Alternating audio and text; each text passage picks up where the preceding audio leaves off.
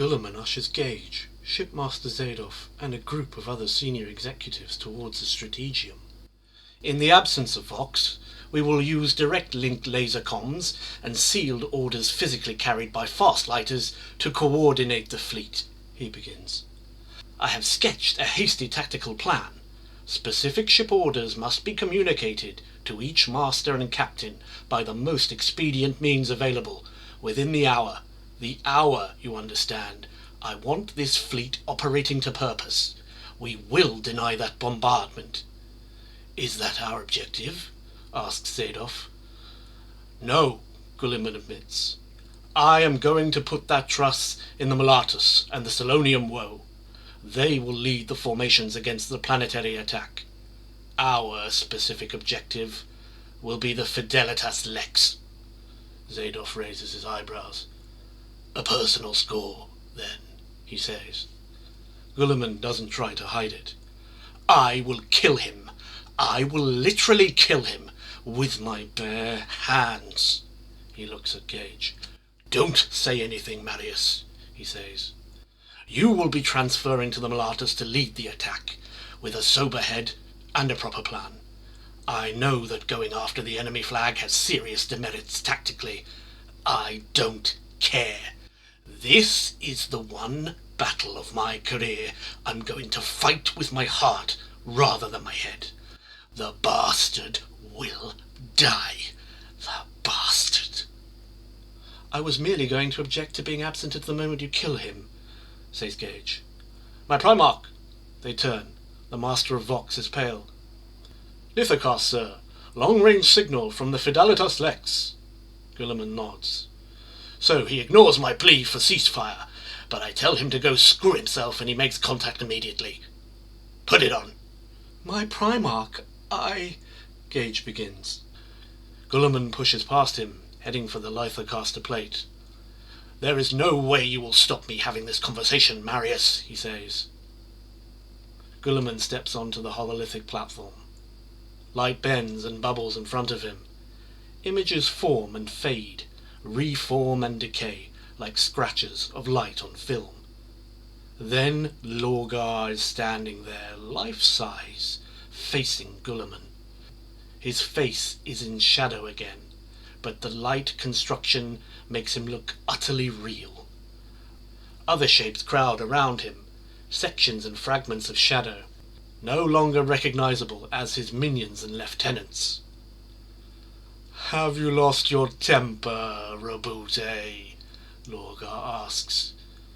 They can hear the smile. I am going to gut you, Gulliman replies softly. You have lost your temper. The great and calm and level-headed Robute Gulliman has finally succumbed to passion. I will gut you. I will skin you. I will behead you. Ah, Robute, Lorgar murmurs. Here at the very end, I finally hear you talk in a way that actually makes me like you.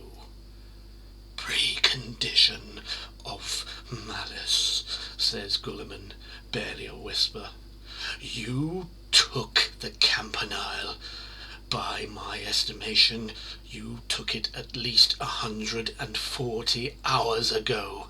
You took the ship, and you staged this. You organized this atrocity, Lorgar, and you made it seem like a terrible accident so you could capitalize on our mercy. You made us stay our hand while you committed murder. It's called treachery, Robute. It works very well. How did you find out? We back-plotted the Campanile's route. Once we'd worked out what hit the yards, when you look at the plot, the notion that it was any kind of accident becomes laughable. As is the notion you can hurt me. We're not going to debate it, you maggot, you treacherous bastard, says Gulliman. I just wanted you to know that I will rip out your living heart, and I want to know why. Why? If this is our puerile old feud boiled to the surface, then you are the most pathetic soul in the cosmos. Pathetic? Our father should have left you in the snow at birth. He should have fed you to Russ. You worm! You maggot! Lorgar raises his face slightly, so that Gulliman can see a hint of his smile in the shadows of his face. This has nothing to do with our enmity, Roboute, except that it affords me the opportunity to avenge my honour on you and your ridiculous toy soldiers. That is just a delicious bonus. No, this is the Ushkulthu. Calth is the Ushkulthu, the offering. It is the sunrise of the new galaxy, a new order. You're rambling, you bastard. The galaxy is changing, Roboute. It is turning upside down. Up will be down, and down will be up. Our father will be tossed out of his throne. He will fall down, and no one will be able to put him back together again. Lorgar, you! Listen to me, Roboute. You think you're so clever, so wise, so informed. But this has started already. You're rambling, you bastard. It's already underway. The galaxy is turning on its head. You will die, and our father will die, and so will all the others, because you are all too stupid to see the truth.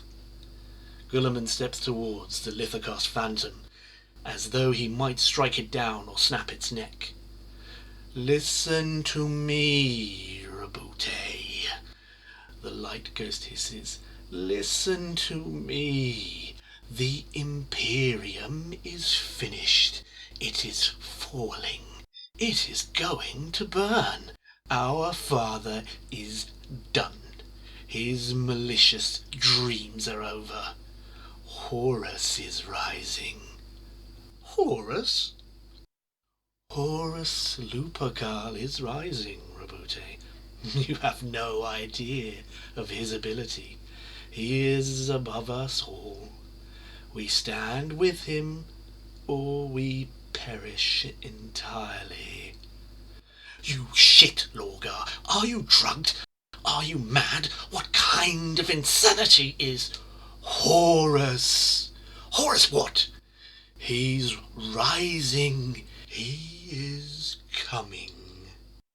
He will kill anyone who stands in his way. He will rule.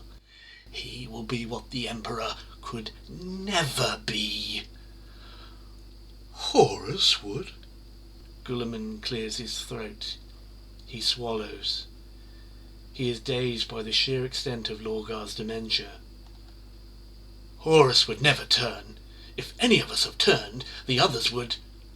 Horus has risen against our cruel and abusive parent, Roboute, says Lorgar.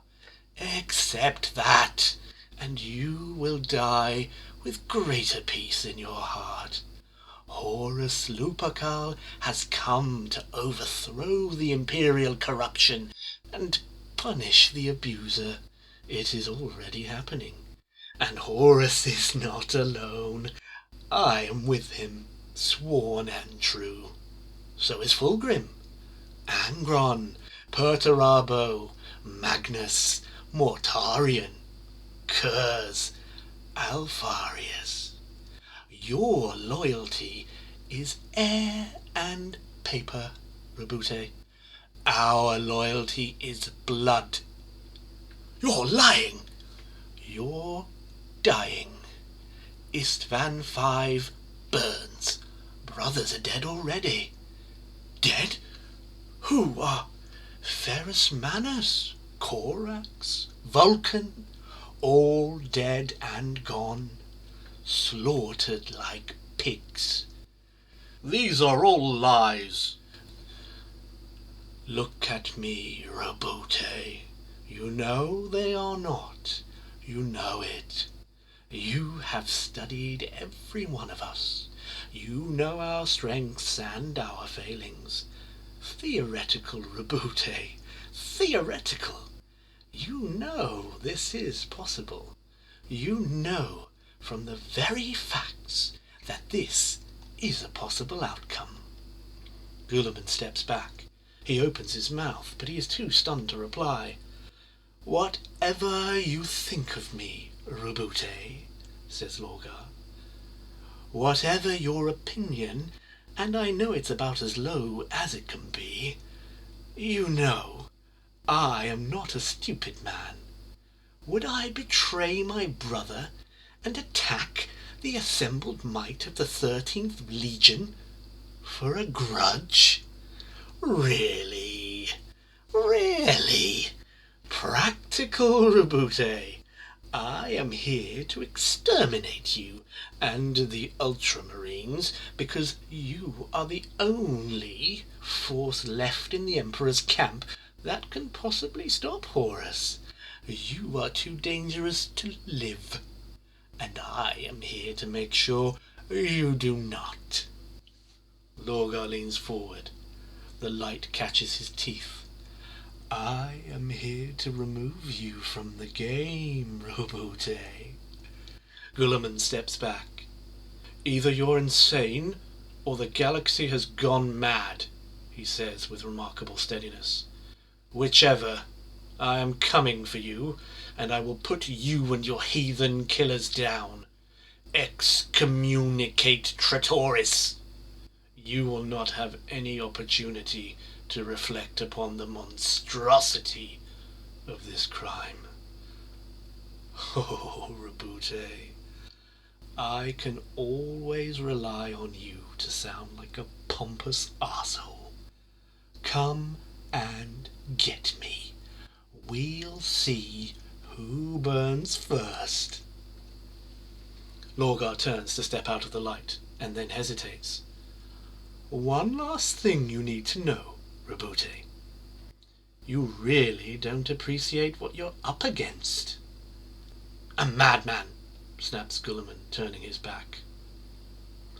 Lorgar alters. His holocast form shifts like fat melting, like bones deforming, like wax dripping. His smile tears in half, and something rises up out of his human shape. It is not human. Gulliman senses it. He turns back. He sees it. His eyes widen.